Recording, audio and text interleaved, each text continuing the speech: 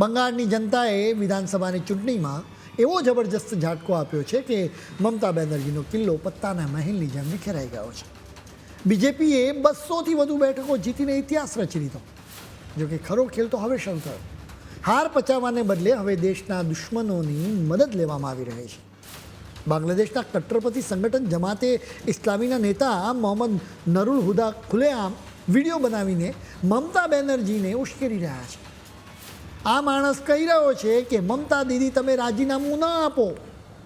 આ માણસ ભારત સામે યુદ્ધ છેડવાની વાત કરી રહ્યો છે.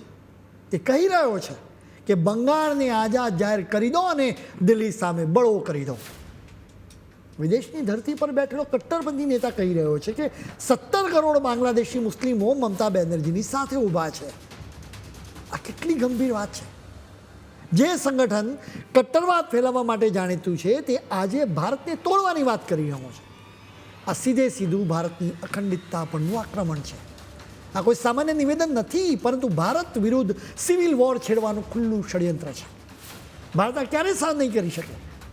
હવે સમય આવી ગયો છે કે આવા રાષ્ટ્રવિરોધી તત્વોને તેમની સાચી જગ્યા બતાવવામાં આવે. આ નવું ભારત છે. અહીં ઘરના દુશ્મનો હોય કે બહારના, કોઈને છોડવામાં નહીં આવે.